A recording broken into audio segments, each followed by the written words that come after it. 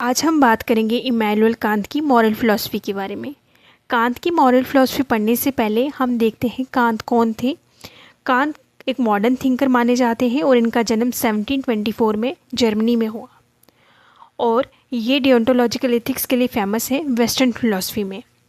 डियोंटोलॉजी का मतलब है ड्यूटी बेस्ड एथिक्स, यानी कि कांत कहते हैं किसी काम का सही या गलत होना वो उसके रिज़ल्ट पे डिपेंड नहीं करता है, बट उसकी इंटेंशंस पे डिपेंड करता है। उस काम को आपने किस इंटेंशन से किया है, मतलब किस नीयत से किया है, उस पे डिपेंड करता है। इसको कहते हैं डियोंटोलॉजी। कांत की जो मॉरल फिलॉसफी है उसके अकॉर्डिंग जितने भी हम लाइफ में एथिकल डिसीजंस लेते हैं वो रिजल्ट्स पे डिपेंड नहीं करते हैं किसी एक्शन के, वो डिपेंड करते हैं ड्यूटी और रीज़न पे।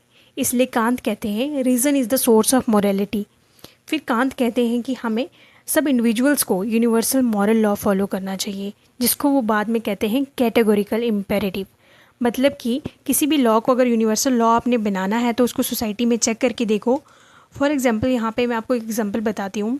जैसे मैं बोलूँ कि मैं किसी की मदद नहीं करूँगी, मैं किसी की भी हेल्प नहीं करूँगी, तो उसका जो रिज़ल्ट होगा वो क्या होगा कि सोसाइटी में मुझे कोई भी मदद नहीं करेगा तो सोसाइटी क्रूअल बन जाएगी। ठीक है, उसके पीछे मेरी इंटेंशन क्या थी कि मैं किसी की मदद नहीं करूँगी, तो इसका मतलब है मेरी इंटेंशन ही ठीक नहीं थी, तो वो यूनिवर्सल लॉ कभी बन ही नहीं सकता है। बट अगर मैं बोलूँ मैं कि सबकी हेल्प करूँगी, मैं सबकी हेल्प करूँगी सोसाइटी में, तो उससे क्या होगा, सोसाइटी में और लोग भी मुझे देख के हेल्प करेंगे, तो ये एक यूनिवर्सल लॉ बन सकता है। इससे पता लगता है कि कौन सा लॉ मॉरल है, कौन सा लॉ इमॉरल है, तो हम उसको फिर अप्लाई कर सकते हैं। अब हम समझेंगे applications of Kant's moral philosophy. Kant कहते हैं अगर मेडिकल एथिक्स में देखा जाए, जो कांत के प्रिंसिपल्स हैं वो डिमांड करते हैं इन्फॉर्म्ड कंसेंट, क्योंकि कांत के अकॉर्डिंग जो एक पेशेंट है उसको ट्रीट किया जाना चाहिए एज एंड। ठीक है, वो अपने आप में उसकी एक वैल्यू है, अपने आप में उसकी एक डिग्निटी है, इसलिए उसको एज ए एंड ट्रीट करना चाहिए rather than a means.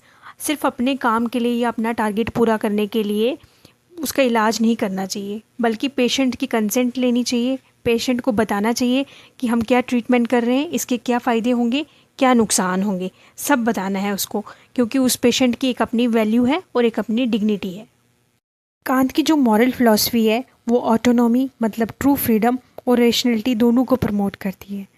For example Kant कहते हैं कि अगर कोई बच्चा है स्कूल में, वो अगर चीटिंग नहीं करता है, वो अपने एक डिसीज़न, उसने अपना एक डिसीज़न लिया है किसी फियर के बिना, तो उसे मॉरल माना जाएगा। अगर वो किसी टीचर के डर से चीटिंग नहीं कर रहा है तो उसे मॉरल नहीं माना जाएगा। उसी तरह से रेशनलिटी के लिए कांत कहते हैं कि अगर आपने कोई रेशनल डिसीज़न लिया है, उस रीज़न को देख के, मतलब उस रीज़न, उसके पीछे रीज़न क्या है, क्यों कर रहे हो, आप किस इंटेंशन से कर रहे हो, अगर आप सही इंटेंशन से कर रहे हो तो उसको मॉरल माना जाएगा, उसको मॉरल डिसीज़न माना जाएगा। तो ये थी कांत की मॉरल फिलॉसफी। अब हम देखेंगे कुछ इंपॉर्टेंट बुक्स इमैनुअल कांत की। फर्स्ट जैसे है critique of pure reason, that was written in 1787।